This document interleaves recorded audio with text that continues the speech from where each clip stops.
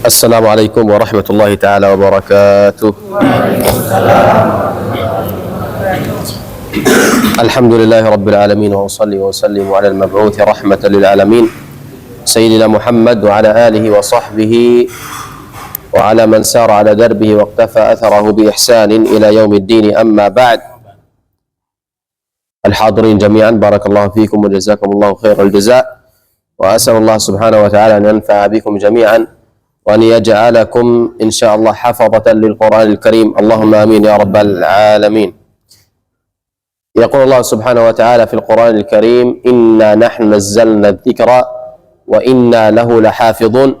Ay anna Allah subhanahu wa ta'ala anzala al-Qur'ana ala nabiyhi Muhammadin sallallahu alaihi wasallam wa hafidhahu fi sudur kathirin min al-alamin. Liman arada an yahfadha al-Qur'an هناك عدة طرق ميسرة تسهل عليه حفظ القرآن الكريم. أولا النية، أن تكون النية خالصة لله سبحانه وتعالى، كما قال النبي صلى الله عليه وسلم إنما الأعمال بالنيات وإنما لكل امرئ ما نوى. ثانيا أن يجد معلما أو مدرسا أو أستاذا يقرأ عليه ما يحفظ من القرآن الكريم. ثالثا أن يختار الوقت المناسب أيضا لحفظ القرآن الكريم، وربما يكون هذا الوقت أولا بعد صلاة الصبح يحفظ القرآن الكريم، أيضا بعد الصلوات الخمس، بعد كل صلاة وقبل كل صلاة أن يراجع ما يحفظ حتى لا ينسى بإذنه سبحانه وتعالى. رابعا أن يتعلم أحكام التلاوة والتجويد حتى يقرأ القرآن الكريم بالقراءة الصحيحة التي وضحها النبي صلى الله عليه وسلم. أيضا أن يكون الواحد منا بارا بالوالدين، لأن البر بالوالدين يوفق الإنسان في كل أمور حياته. أيضا أن يحترم معلمه الذي يعلمه حفظ القرآن الكريم، وألا يعصيه إذا أمره بشيء حتى يسهل عليه حفظ القرآن الكريم. فأسأل الله سبحانه وتعالى أن يجعلكم جميعا حافظة للقرآن الكريم وأن ينفع بكم الإسلام والمسلمين. اللهم آمين آمين يا رب العالمين. Anak-anakku sekalian, beliau sampaikan semoga pertemuan kita pada pagi hari ini iktibar bagi kita untuk semangat menghafal Quran. Allah berfirman, beliau sampaikan ayatnya, inna nahnu nazzalna dzikra wa inna lahu lahafizun.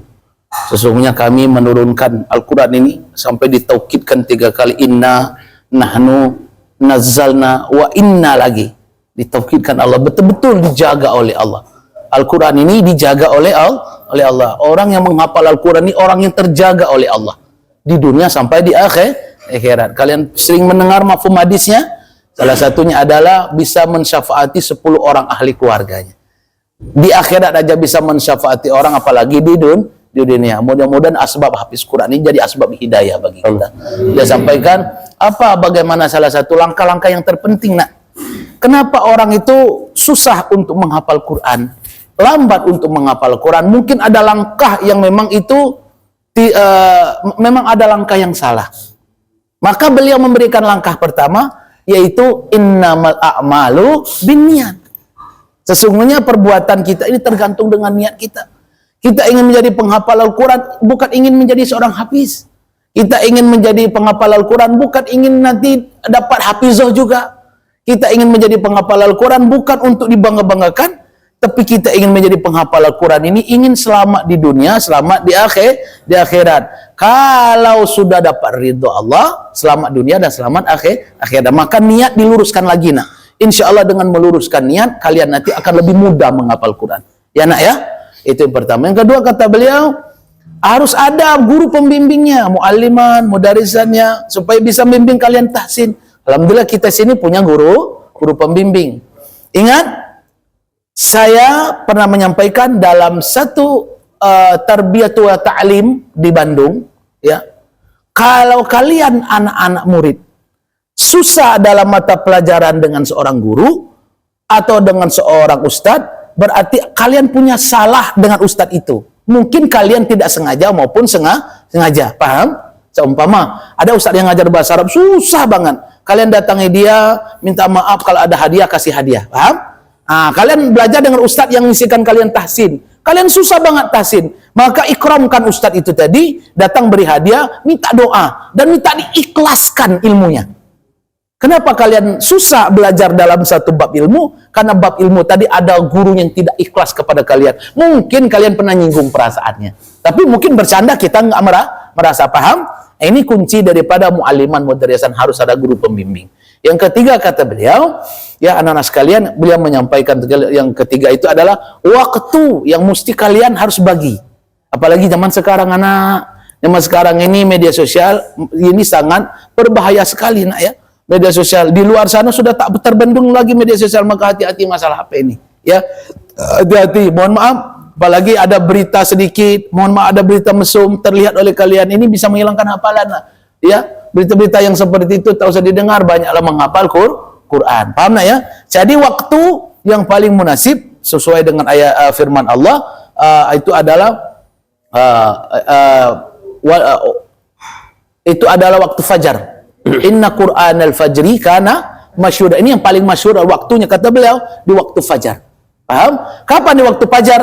Sudah dibagikan oleh ustadz-ustadz kalian, yaitu pertigaan malam. Ini waktu yang paling ideal kalian untuk bisa menghafal Quran, murojaah, waktu paling ideal. Karena Allah sudah janji, ya. Kalian jangan salah, nak. Orang Yahudi itu kenapa bisa cerdas menguasai dunia? Teknologi mereka kuasai. Bahkan semua ilmu dunia.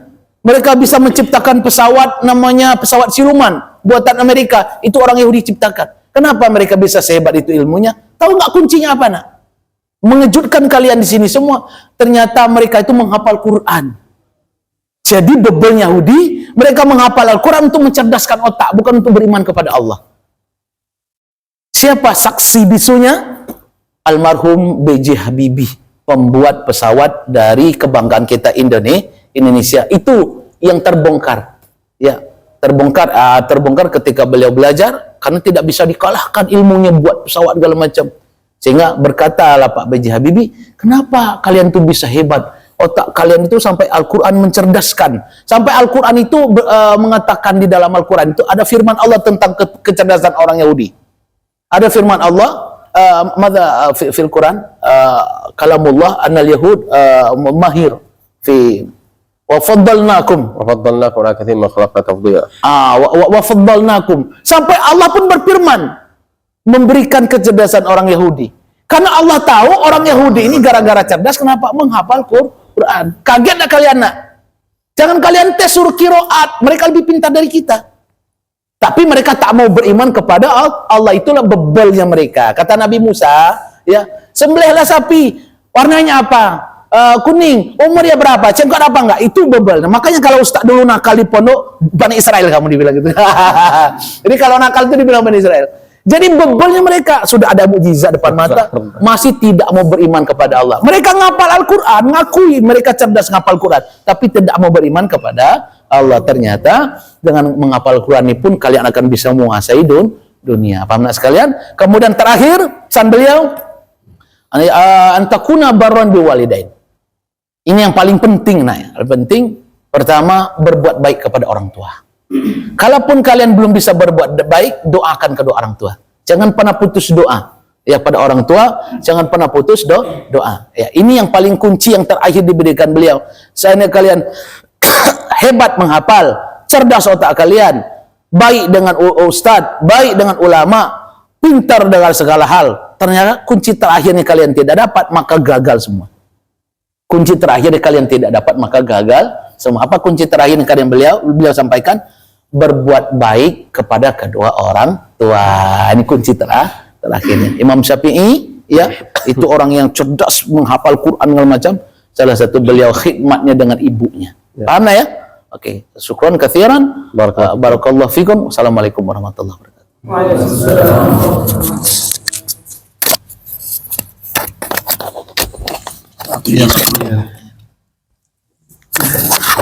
Masih muda. Ini umur ada yang 20 sini. Boleh.